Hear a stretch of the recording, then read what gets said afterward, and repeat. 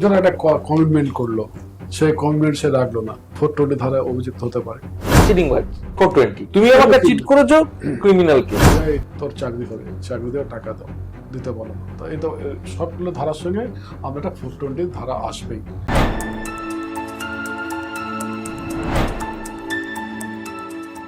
আমরা প্রায়শই শুনে থাকি যে 420 ধারা একটা ছিল, যে ধারাতে সাব্যস্ত হলে, দোষী সাব্যস্ত হলে প্রতারণার দায়ে অভিযুক্ত হতেন। আজকে আইনের আলোয় আমাদের আলোচ্য বিষয় সেই 420, যা ভারতীয় ন্যায় সংহিতায় নতুন চেহারা নিয়েছে। কি চেহারা নিয়েছে সিদ্ধার্থ বাবু?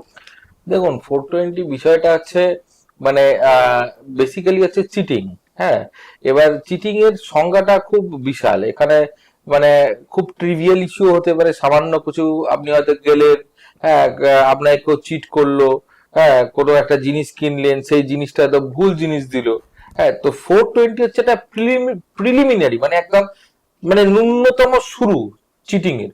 তো সেটাই একটা কেস, আপনি থানায় গিয়ে আপনি একটা কমপ্লেন করতে পারেন। এবার থানায় সেই আপনার কমপ্লেন্টের বেস করে ওরা চেক করে দেখবে যে কোথায় ফ্রড হয়েছে বা কোথায় চিটিং হয়েছে, এবং তার বেসিসে ওরা এফআইআর ড্র করে তার ইনভেস্টিগেশন হবে এবং তার এগেনস্টে তার যা পানিশমেন্ট আছে পানিশমেন্ট হবে। রাইট। আমরা 420 যদি কেউ হন, মানে প্রতারিত হন কেউ, তাহলে তার কাজ হচ্ছে প্রথমে পুলিশের কাছে যাওয়া, পুলিশের কাছে গিয়ে তারপর তিনি কোর্টে যেতে পারেন, তাই তো? অবশ্যই তার কাগজে এফআইআর লঞ্চ করতে হবে। 420 তো একটা আইনে ধরে। এখন বিএনএস এর কথা হচ্ছে, সিদ্ধার্থ বলতে পারবেন। এখন ব্যাপারটা হচ্ছে, যেন একটা কমিটমেন্ট করলো, সেই কমিটমেন্ট সে রাখলো না, 420 ধারায় অভিযুক্ত হতে পারে। ধরুন দেখা গেলো কারণ টাকা নিল, বললো যে ঠিক আছে তোমাকে টাকা দিয়ে দেবো, টাকা দিতে পারলাম, 420 ধারা হতে পারে।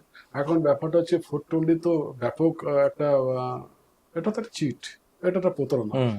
তো নর্মালি আমাদের এখন যে যেরকম ভাবে চলছে, যে ধরুন দেখা গেলো যে এই তোর চাকরি হবে, চাকরি দেওয়ার টাকা দাও, দিতে বলো না। তো এই তো সবগুলো ধারার সঙ্গে আমরা একটা 420 ধারা আসবেই। কারণ যে কমিটমেন্ট করেছিল সেই কমিটমেন্ট সে রাখতে পারলো না। অর্থাৎ কমিটমেন্ট রাখতে না পারাটা প্রতারণার দায়, এবং তার থেকেও বড় কথা, আমরা জানি 100 টাকাটাও প্রতারণা, মানে 1000 কোটি টাকাটাও প্রতারণা। একদম। তো এক্ষেত্রে যদি প্রতারণা সেরকম হয়, তাহলে যিনি প্রতারিত তার কি কাজ? দেখুন এটাই আমাকে দেখতে হবে। এটাই আমি বলছিলাম যে 420 বা এখন যেটা 318 319 যেটাই বলবেন বিএনএস এ, ব্যাপারটা হচ্ছে যে এটা একটা খুব ইনিশিয়াল একটা যে চিটিং হলো আপনার সাথে। এবার চিটিং অনেক রকম হতে পারে। দেখা গেল আপনি আপনার থেকে হয়তো টাকা নেওয়া হলো, দিয়ে একটা ভিক্টোরিয়া বিক্রি করে দেওয়া হলো।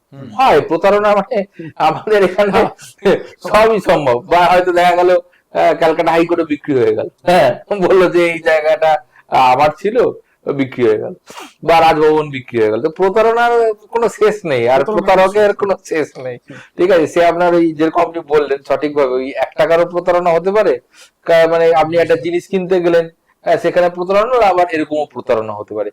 বাট আজকের দিনে যেটা সবচেয়ে বেশি প্রতারণা শিকার আমরা রোজ হচ্ছি, সেটা হচ্ছে ধরুন সাইবার ক্রাইম। আমরা প্রতিনিয়ত, মানে আপনি হয়তো ফোন করলেন বা কোনো বয়স্ক লোককে ফোন করলো ব্যাংক থেকে, আপনি একটা বললেন যে একটু এক্ষুনি ওটিপি দিন, বা আপনার মোবাইলটা বা সিম কার্ডটা ব্লক হয়ে যাবে, এটিএম কার্ড ব্লক হয়ে যাবে, ওটিপি শেয়ার করে দিলেন, পুরো টাকা চলে গেল। বা হয়তো দেখা গেল আপনার যেটা মানে সেক্সটর্শন, এটা হচ্ছে আরেক প্রতারণা। আপনি হয়তো রাত্রিবেলায় বসে আছেন, বা হয়তো ড্রিঙ্ক করেছেন, মদ্যপান করেছেন, বা আপনি হয়তো ডিপ্রেসড, হ্যাঁ, মানে কারোর সঙ্গে হয়তো কিছু আপনার মানে মনোমালিন্য হয়েছে, আপনি আপনার পার্সোনাল জিনিস শেয়ার করলেন কারোর সাথে হয়তো, মানে অনলাইন। এবার দেখা গেল সে আপনাকে পরের দিন ফোন করে বললো, হ্যাঁ আপনার এই ভিডিও আমার কাছে রয়েছে, আমি মানে এক্সটর্শন, মানে যেটা এটা আর অন্য সেক্টর আছে, হ্যাঁ, তো এক্সটর্ট করতে শুরু করে দিল। তো এই প্রতারণাটা হচ্ছে বেসিক। আপনার সঙ্গে আপনি প্রতারিত হলেন, বা ধরুন আপনি একটা হয়তো মানে অ্যামাজন, ফ্লিপকার্ট বা বিভিন্ন যে কোম্পানি আছে, বিভিন্ন কোম্পানি থেকে আপনি হয়তো একটা ভালো কোম্পানির একটা ব্র্যান্ডেড আছে এই মাইক অর্ডার দিলেন, একটা বড় কোম্পানি সুন্দর মাইক। দেখা গেল আপনি যে মাইকটা পেলেন সেটাতে ওই একই কোম্পানির নাম লেখা, বাট দেখলেন কাজ আর করছে না, তো আপনিও প্রতারিত হলেন। তো এই প্রতারণাটা হচ্ছে বেসিক। এবার প্রতারণা হচ্ছে ইনিশিয়াল কমপ্লেন, যেটা হচ্ছে 420, আগে যেটা ছিল 318। তো এটা হচ্ছে ইনিশিয়াল কমপ্লেন। এবার সেটা জমি হতে পারে, হ্যাঁ, আপনার জিনিসপত্র, আসবাবপত্র, জিনিসপত্র। হ্যাঁ হতে পারে, মানে একাধিক, এর কোনো এন্ডলেস, লিমিটলেস, আমরা হ্যাঁ যে অনেক কিছু হতে আমরা পারে। প্রায়শই কোনো লোককে 420 বলে দেখে দিই, হুম। অর্থাৎ এই লোকটা 420। হ্যাঁ। তো এই বিষয়টি বোধহয় ধারা থেকে এসেছে, তাই তো? একদম একদম একদম। এখন ব্যাপারটা হচ্ছে আপনি কনজিউমার ফার্মসে যে মামলাগুলো হয়, একদম। কনজিউমার ফার্মস হয় কি তো। হয়, ক্রেতা সুরক্ষা মামলা। আপনি এটা কিনলেন, দেন ন্যায্য দাম দিয়ে কিনলেন, কিন্তু আপনার যা ছিল তা আমরা প্রত্যাশার মতো দিলেন না, বা যা হুম। গ্যারান্টি ছিল তা সেটা আমরা 420-তে পড়বে। না, না, প্রধানত এই যে ইনিশিয়ালি আমি বলে দিই, এটা ইনিশিয়ালি, কিন্তু পরের পার্টটা হচ্ছে অন্য, মানে ইনিশিয়াল স্টেজটা প্রতারণাটা হচ্ছে সব 420, 420টা হচ্ছে একটা ক্রিমিনাল অফেন্স।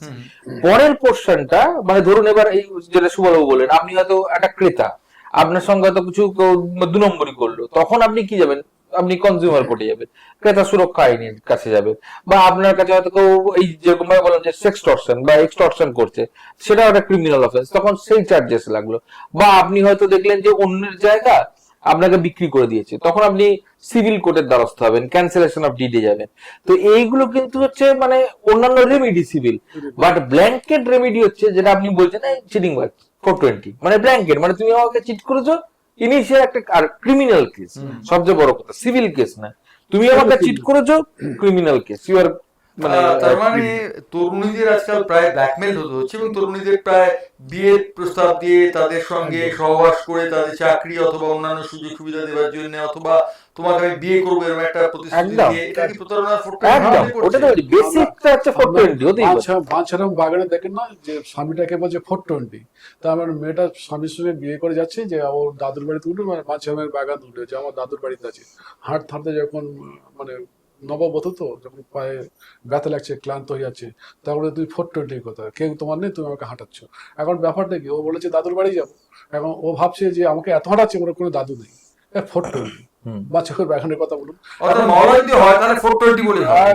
হ্যাঁ, কিন্তু ব্যাপারটা কি, এবার ধরুন একটা হিনিয়াস ক্রাইম হয়েছে, একটা রেপ হলো, ঠিক আছে, একটা হিনিয়াস ক্রাইম হলো, বা দেখা গেল একজন মার্ডার করলো, বা হয়তো একটা মানে মানে হয়তো মদের সঙ্গে কেউ বিষ মিশিয়ে দিল, প্রতারণা তো সেখানেও আছে। সেখানে কিন্তু সেখানে আমাদের ভারতবর্ষে কি হয়, আমাদের ভারতবর্ষে হচ্ছে যে ক্যাপিটাল পানিশমেন্ট ওরকম ভাবে হয় না, যে অ্যাড হয় না, মানে মানে 420 এক্স্যাক্টলি ম্যাক্সিমাম পানিশমেন্ট যেটা সেটাই হয়। তো দেখা গেল ওর ম্যাক্সিমাম পানিশমেন্ট হচ্ছে, ও জানে যে অলরেডি ইট ইজ এস্টাবলিশ যে লোকটা মার্ডার করেছে, খুব ইজিলি প্রমাণ করা যাবে, সবকিছু এলিভেট সবকিছু রয়েছে, তো সেখানে ও 302 লাগালো, ঠিক আছে, বা ধরুন দেখা গেলো রেপ হয়েছে। তো মানে আমার বক্তব্য হচ্ছে যে ওই সবেতেই একটা 420 এখন লাগায় না, বাট যেখানে কিছু নেই সেখানে 420 তো আছে। অর্থাৎ দেখা যাচ্ছে যে সবটাই 420 এর আওতায় পড়ে, প্রতারণা সবটাই অনেক কিছু আওতায় পড়ে, কিন্তু সেগুলো আলাদা আলাদা ধারা রয়েছে, তাই তো? ধারা রয়েছে, মানে যেটা যেটা মানে পানিশমেন্ট যেটার বেশি, বা যেটা অনেক সেটা বেশি সেক্ষেত্রে প্রযোজ্য হবে। Deepest concern, Right. সেটা দেয়, বাট দিতেও পারে। অনেকে যদি মনে করলো আমি দেখতে ভালো লাগবে 10খানা ধারা লিখে দিলাম, 10খানা ধারা লেখার অসুবিধা কি আছে? অর্থাৎ আমরা বুঝতে পারছি যে 420 বিষয়টি কিন্তু অত্যন্ত গুরুত্বপূর্ণ। আমরা সচরাচর খুব হালকাভাবে বলে থাকি এটা 420 কেস, কিন্তু 420 ব্যাপারটা যে খুব গভীরভাবে ভাবার বিষয়, সে বিষয়টি আজকে বুঝিয়ে দিলেন সিদ্ধার্থ গোস্বামী, ডক্টর সিদ্ধার্থ গোস্বামী, কলকাতা হাইকোর্ট এবং সুপ্রিম কোর্টের বিশিষ্ট আইনজীবী, এবং সুবল চন্দ্র সরকার সর্দার, কলকাতা হাইকোর্টের কোর্ট অফিসার। Court officer.